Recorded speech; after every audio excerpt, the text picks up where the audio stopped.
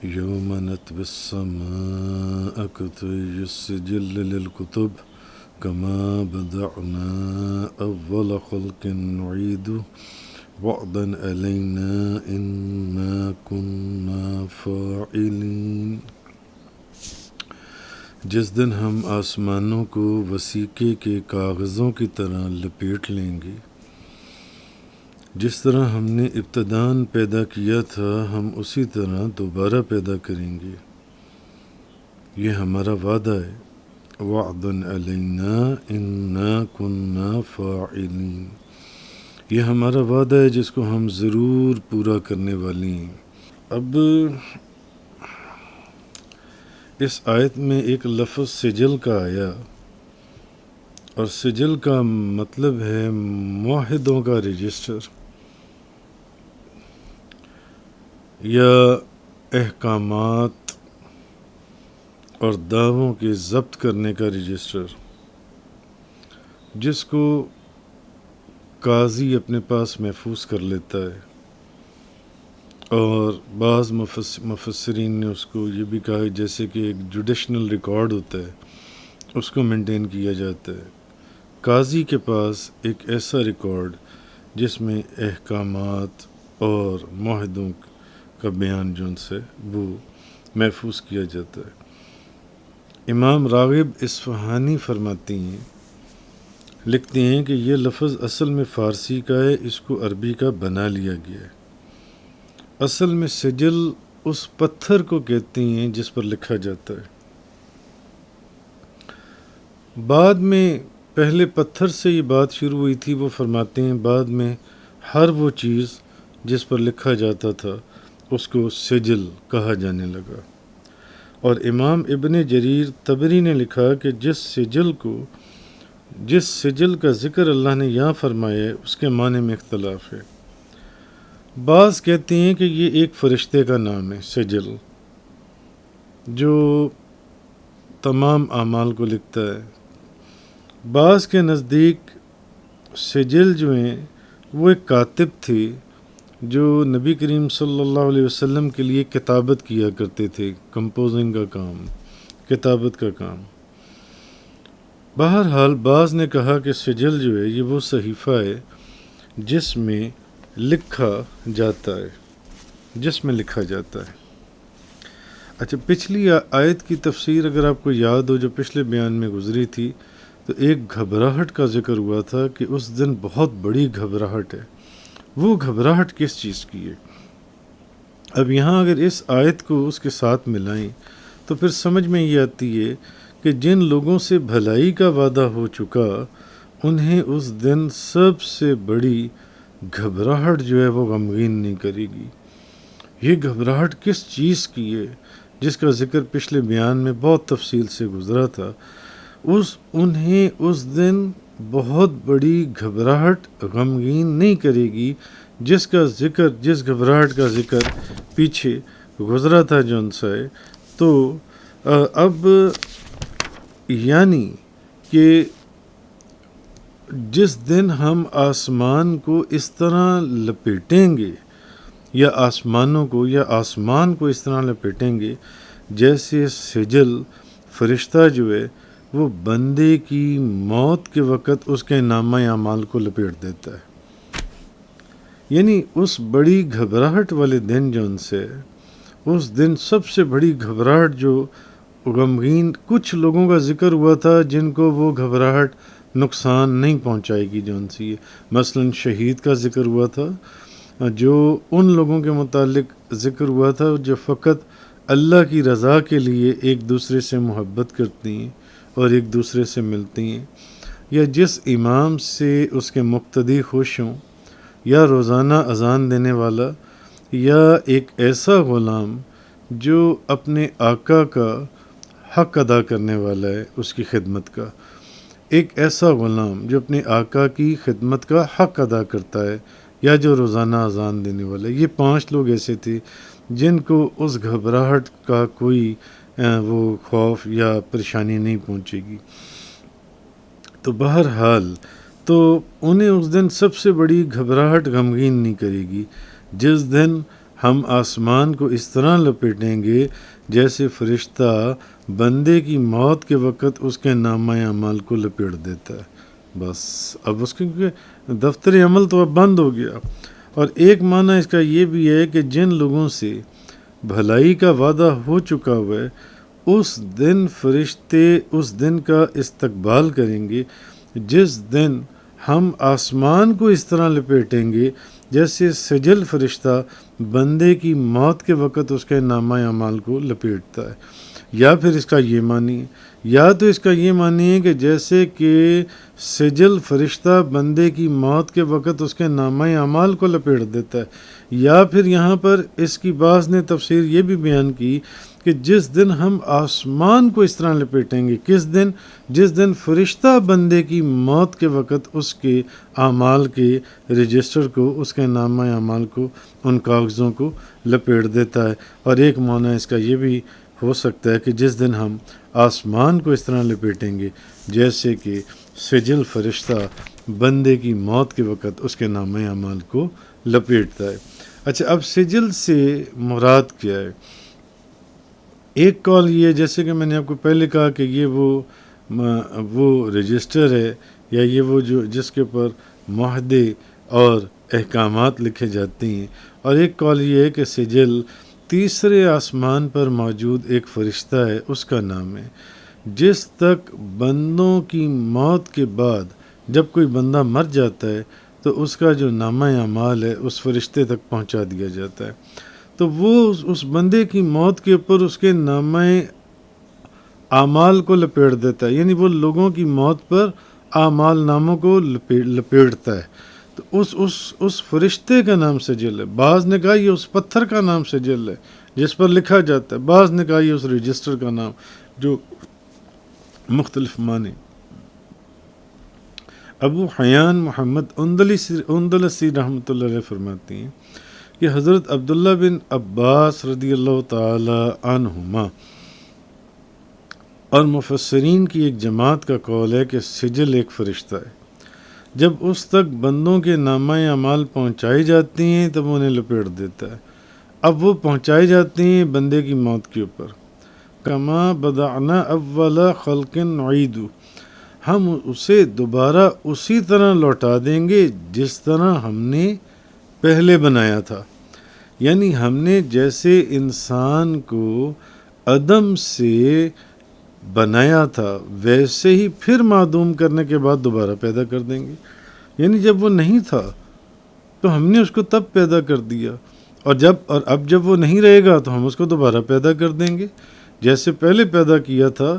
ہم دوبارہ بھی اس کو پیدا کرنے پر قادر ہیں، ہم اس کو دوبارہ پیدا کر دیں گے۔ تو اس کے معنی یہ ہیں کہ جیسا کہ، اور یا اس سے یہ بھی معنی لیے جا سکتے ہیں، ایک تو یہ کہ جیسے ہم نے پہلے جب وہ نہیں تھا تو اس کو پیدا کر دیا، اور اب جب وہ مر کے ختم ہو جائے گا تو پھر ہم اس کو دوبارہ زندہ کر دیں گے۔ یا پھر اس کا معنی یہ بھی ہے کہ جیسے اسے ماں کے پیٹ سے ننگا، برہنہ اور غیر ختنہ شدہ پیدا کیا تھا، ایسے ہی ہم مرنے کے بعد بھی جب اس کو زندہ کریں گے تو ہم اس کو اسی حالت میں کہ وہ ختنہ شدہ نہیں ہوگا اور وہ کیا کہتے ہیں برہنہ حالت میں ہوگا۔ تو اس آیت کی اب یہ جو دوسری تفسیر میں نے بیان کی کہ یا پھر اس کا مطلب یہ ہے کہ اب اس کے دو معنی تفسیروں میں بیان ہوئے کہ یا تو یہ ہے کہ جیسے وہ پہلے نہیں تھا ایسے ہی اب بھی ہم اس کو دوبارہ پیدا کر دیں گے، اور یا یہ ہے کہ جیسے ماں کے پیٹ سے اس کو پہلے ہم نے برہنہ اور غیر ختنہ شدہ پیدا کیا تھا، اب بھی جب یہ اٹھے گا دوبارہ تو ہم اس کو ایسے ہی اٹھائیں گے۔ قیامت کے دن لوگوں کا حشر ایسے ہوگا کہ وہ ننگے ہوں گے سب لوگ قیامت والے دن۔ تو اس کی تفسیر سے ہمیں یہ بھی معلوم ہوتا ہے، اور ان کا ختنہ نہیں ہوا ہوگا، ختنے نہیں ہوئے ہوں گے۔ تو حضرت عبداللہ بن عباس رضی اللہ تعالی عنہما سے روایت ہے کہ حضور صلی اللہ علیہ وسلم نے ارشاد فرمایا، اے لوگو، تم اللہ کی بارگاہ میں ننگے پاؤں، ننگے بدن اور بے ختنے کے جمع کیے جاؤ گے۔ مسلم شریف کی حدیث ہے حضرت عبداللہ بن عباس سے کہ قیامت والے دن حضور نے فرمایا تم ننگے پاؤں ہوگے اور ننگے بدن ہوگے، ننگے ہوگے تم، اور بے ختنہ کے جمع کیے جاؤ گے، اب اٹھائے جاؤ گے جو ان سے. تو یعنی بات پھر وہی ہو گئی کہ جیسے کہ، یا پھر اس کا مطلب یہ تھا کہ جیسے ماں کے پیٹ سے جب بچہ پیدا ہوتا ہے تو وہ برہنہ حالت میں ہوتا ہے اور غیر ختنہ شدہ ہوتا ہے، ایسے ہی قیامت والے دن بھی جب لوگوں کو اٹھایا جائے گا تو ایسے ہی اٹھایا جائے گا کہ وہ. اور اس حدیث سے اس کی مزید تصدیق ہو گئی کہ نبی پاک صلی اللہ علیہ وسلم نے فرمایا کہ اے لوگو، تم اللہ کی بارگاہ میں ننگے پاؤں ہوگے اور ننگے بدن ہوگے اور ختنہ شدہ نہیں ہوگے، تم بے ختنہ کیے جاؤ گے، بے ختنے کی جمع کیے جاؤ گے. اچھا، اب یہاں یہ ایک بات یہ بھی ذہن میں رہے کہ انبیاء کرام، صحابہ کرام اور اولیاء کرام قیامت والے دن اس کیفیت سے محفوظ ہوں گے، اور ان کا حشر لباس میں کیا جائے گا. کن کا؟ انبیاء کرام کا، صحابہ کرام کا اور اولیاء عظام کا. مفتی احمد یار خان نعیمی رحمۃ اللہ علیہ آپ فرماتی ہیں، اس حدیث کے تحت ارشاد فرماتی ہیں کہ اس کے اندر یہ جو فرمایا گیا نا، انکم فرما کر بتایا گیا کہ تم عوام لوگ جو ہیں، جو عوام الناس ہیں، وہ تم لوگ اس حالت میں اٹھو گے کہ تم ننگے ہوگے، بدن تمہارا ننگا ہوگا، پاؤں تمہارے ننگے ہوں گے اور بے ختنے کے ہوں گے. مگر انبیاء کرام کا حال اس سے مختلف ہوگا. انبیاء کرام اپنے کفنوں کے اندر اٹھیں گے، وہ اس حالت میں نہیں اٹھیں گے کہ وہ ننگے برہنہ حالت میں ہوں. حتیٰ کہ بعض انہوں نے لکھا ہے اولیاء اللہ بھی کفن پہن کر اٹھیں گے تاکہ ان کا ستر کسی اور پر ظاہر نہ ہو. تو جامع صغیر کی روایت میں ہے کہ نبی پاک صلی اللہ علیہ وسلم نے فرمایا، اب یہ اس کی تصدیق میں بات آتی ہے، مفتی احمد یار خان نعیمی رحمۃ اللہ علیہ فرما رہی ہیں کہ حضور نے فرمایا میں قبر انور سے اٹھوں گا اور فوراً مجھے جنت کا جوڑا پہنا دیا جائے گا. لہٰذا یہاں اس فرمانے علی شان سے نبی پاک صلی اللہ علیہ وسلم بلکہ تمام انبیاء اور بعض اولیاء بھی مستثنیٰ ہیں. اس نبی پاک صلی اللہ علیہ وسلم کی اس حدیث سے ہمیں اس بات کی تصدیق ہوئی ہے، اس بات کا بھی پتہ چل گیا کہ یہ عوام الناس کے ساتھ ایسا ہوگا کہ عوام الناس تو ننگے بدن ہوں گے، ننگے پاؤں ہوں گے اور بے ختنے کے وہ اٹھائے جائیں گے، مگر انبیاء کرام، صحابہ کرام اور اولیاء عظام جو ہیں وہ اپنے کفن پہن کر اٹھیں گے. اور جیسے کہ یہ آگے حدیث میں نے آپ کو سنائی کہ جامع صغیر کی روایت میں کہ نبی پاک صلی اللہ علیہ وسلم نے فرمایا میں قبر انور سے اٹھوں گا لیکن مجھے فوراً جنت کا لباس پہنا دیا جائے گا. تو اس سے ثابت ہوا کہ نبی کریم صلی اللہ علیہ وسلم، انبیاء کرام اور بعض اولیاء بھی اس حالت سے، بعض اولیاء بھی اور انبیاء کرام تو ہے ہی ہے کہ وہ اس حالت میں نہیں اٹھیں گے کہ ننگے بدن ہوں اور ننگے پاؤں ہوں اور بے ختنے کے ہوں. تو اسی طرح جون سے فتاوی نوریہ کے اندر جون سے وہ بھی لکھا ہوا ہے کہ یہ خطاب امت کو ہے، یعنی عوام الناس کو، عوام لوگوں کو یہ ہے کہ یہ خطاب امت کو ہے، جس کا ظاہر یہ ہے کہ انبیاء کرام اس حکم سے باہر ہوں گے کہ انبیاء کرام بھی برہنہ حالت میں ننگے پاؤں اور ننگے بدن اور بے ختنے کے. وہ انہوں نے بھی یہی لکھا ہے، مفتی احمد یار خان نعیمی صاحب کا میں نے قول بیان کیا کہ ان کی بات کہ وہ اس سے باہر ہوں گے اور وہ سب اللہ کے فضل سے لباس میں ہوں گے. ہاں، حسب مدارج جون سی ہیں، جو خلتیں ہیں، وہ تشریفی خلتیں جون سی ہیں، وہ حضرات کے لیے وہ وارد ہیں. بہرحال اس حدیث سے یہ ثابت ہوتا ہے، ان حدیثوں سے ہمیں پتہ چلتا ہے کہ ننگے جو ہیں وہ امتی ہوں گے، انبیاء کرام نہیں ہوں گے، وہ لباس کے ساتھ ہوں گے، ان پر لباس ہوگا. اور دوسری چیز یہ کہ بے شمار آیات اور احادیث مبارکہ سے بھی ہمیں یہ بات پتہ چل جاتی ہے کہ صحابہ کرام اور اولیاء عظام کا حشر بھی لباس میں ہی ہوگا.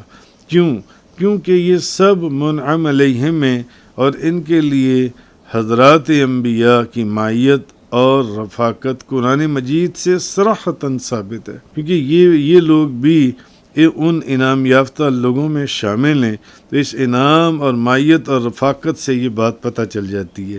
کہ معیت اور رفاقت تو پھر ہے ہی ویسی نا، جیسے کہ سب ایک جیسے، اور وہ بھی انبیاء کرام کی معیت میں وہ لباس میں ہوں گے، اور بالخصوص جب کہ یہ حضرات ہیں ہی صدیقین یا شہداء سے یا صالحین سے، اس آیہ کریمہ سے یہ بات ثابت ہو گئی۔ تو وعدن علینا، یہ ہمارے اوپر ایک وعدہ ہے، یعنی تمہیں پہلی مرتبہ پیدا کرنے کی طرح دوبارہ پیدا کرنا ہمارے اوپر ایک وعدہ ہے، اور اسے ہم ضرور پورا کریں گے۔ یعنی ہمارے لیے یہ کوئی مشکل نہیں ہے، ہم ہر چیز پر، اللہ ہر چیز پر قادر ہے۔ البتہ اس نے بتا دیا کہ ہم تمہیں ویسے ہی پیدا کریں گے جیسے تمہیں پہلے ماں کے پیٹ سے پیدا کیا تھا، یا تو اس صورت میں جب تم نہیں تھے تو ہم نے تمہیں پیدا کر دیا، اور اب بھی جب تم ختم ہو چکے ہوگے تو تمہیں دوبارہ پیدا کر دیں گے قیامت والے دن۔ اور اسی طرح یا پھر اس سے یہ ہے کہ جیسے تم ماں کے پیٹ سے ننگے پیدا ہوئے تھے، اب جب قیامت والے دن تمہیں دوبارہ پیدا کر کے کھڑا کریں گے تو دوبارہ تمہیں زندہ کریں گے، تو یہ ہمارے لیے اس دن بھی تم اسی حالت میں ہوگے۔ مگر انبیاء کرام، صحابہ کرام، اولیاء اعظام وہ اس حالت میں نہیں ہوں گے، وہ اس حالت سے جو ان سے باہر ہوں گے۔ تو اب حضرت بی بی عائشہ صدیقہ طیبہ طاہرہ زاہدہ عابدہ رضی اللہ تعالی عنہا آپ بیان کرتی ہیں، بخاری شریف کی حدیث ہے کہ نبی پاک صلی اللہ علیہ وسلم نے فرمایا تمہارا حشر اس حال میں کیا جائے گا کہ تم ننگے پیر ہوگے، ننگے بدن ہوگے اور ختنہ کیے ہوئے نہیں ہوگے۔ اچھا، بی بی عائشہ نے پوچھا، آپ نے کہا یا رسول اللہ، مرد اور عورت کیا اس حالت میں جب وہ ننگے ہوں گے تو وہ ایک دوسرے کو دیکھ نہیں رہے ہوں گے؟ وہ تو ایک دوسرے کی طرف دیکھ رہے ہوں گے۔ تو نبی کریم صلی اللہ علیہ وسلم نے فرمایا وہاں بہت سخت معاملہ ہوگا کہ لوگوں کو اس چیز کا خیال بھی آئے، اس طرف کسی کا خیال جانا ہی نہیں ہے۔ وہاں معاملہ جو پہلے بھی میرے درجنوں دروس میں کم و بیش پیچھے یہ بات گزر چکی کہ قیامت والا معاملہ بہت سخت ہے، اور اس کے مختلف مناظر ہم نے قرآن اور حدیث سے مختلف اپنے بیانات اور درس قرآن کے اندر بیان کیے۔ اسی طرح حافظ ابن حجر اسقلانی اس حدیث کی شرح میں لکھتے ہیں، امام ابو بکر بن ابی شیبہ کی روایت میں ہے کہ حضرت عائشہ نے پوچھا یا رسول اللہ، ایسی حالت میں کیا ہمیں حیا نہیں آئے گی؟ تو آپ نے فرمایا، یعنی جب سب ننگے ہوں گے، تو آپ نے فرمایا اے عائشہ، پہلی بات تو آپ یہ سمجھ لیں جو میں نے ابھی پہلے بیان کی ہے کہ اس حالت سے انبیاء کرام مستثنیٰ ہیں، وہ اس سے باہر ہیں، اور صحابہ کرام بھی باہر ہیں، اور اولیاء اعظام بھی باہر ہیں۔ بہرحال انہوں نے سوال کیا کہ یا رسول اللہ کیا ہمیں حیا نہیں آئے گی؟ آپ نے فرمایا عائشہ، جہاں سارے مرد اور سارے عورتیں، بڑے بوڑھے سب موجود ہوں گے، تو اے عائشہ وہاں معاملہ اس سے بہت زیادہ، یہاں پر بھی حضور نے وہی فرمایا، بہت سخت ہوگا کہ لوگ ایک دوسرے کی طرف دیکھیں۔ تو حاکم نے حضرت عائشہ سے روایت کیا، انہوں نے کہا یا رسول اللہ، پھر شرمگاہوں کا کیا ہوگا؟ شرمگاہوں کی، یعنی کہ شرمگاہوں کے اوپر نظر پڑے گی۔ تو آپ نے پھر یہ آیت پڑھی، لِكُلِّ امْرِئٍ مِّنْهُمْ يَوْمَئِذٍ شَأْنٌ يُغْنِيهِ، ان میں سے اس دن ہر ایک کو ایسی فکر ہوگی جو دوسروں سے بے پرواہ کر دے گی، یعنی کسی کو کسی دوسرے کی کوئی پرواہ، کسی دوسرے کی طرف کوئی نگاہ نہیں ہوگی جو ان سے ہے۔ تو اسی طرح ترمذی شریف کی روایت میں حضرت بی بی عائشہ رضی اللہ تعالی عنہا نے سورۃ الانعام کی آیت نمبر 94 جس میں آتا ہے کہ تم ہمارے پاس تنہا آئی ہو جس طرح ہم نے تم کو پہلی بار پیدا کیا تھا۔ تو حضرت عائشہ نے فرمایا، پھر اس روایت میں آتا ہے کہ حضرت عائشہ نے فرمایا کہ ہائے ان کی شرمگاہیں مرد اور عورت ایک دوسرے کی شرمگاہوں کی طرف دیکھ رہے ہوں گے۔ تو آپ نے یہ آیت پڑھی، لِكُلِّ امْرِئٍ مِّنْهُمْ يَوْمَئِذٍ شَأْنٌ يُغْنِيهِ، فرمایا مرد عورتوں کی طرف نہیں دیکھیں گے اور عورتیں مردوں کی طرف نہیں دیکھیں گی، ہر ایک دوسرے سے اس دن بے نیاز ہوگا، بالکل بے نیاز۔ تو یہ چیز اس آیہ کریمہ کے اندر فرمائی گئی، یوم نطوی السماء کطی السجل للکتب کما بدأنا اول خلق نعید وعدا علینا انا کنا فاعلین، جس دن ہم آسمانوں کو وسیقے کے کاغذوں کی طرح لپیٹ لیں گے، جس طرح ہم نے ابتداً پیدا کیا تھا ہم اسی طرح دوبارہ پیدا کریں گے۔ یہ ہمارا وعدہ ہے جس کو ہم ضرور پورا کرنے والے ہیں۔ وآخر الدعوانا ان الحمد للہ رب العالمین۔ تفسیر قرآن کا یہ لیکچر انگلش میں سننے کے لیے براہ کرم ڈسکرپشن میں موجود لنک پر کلک کریں۔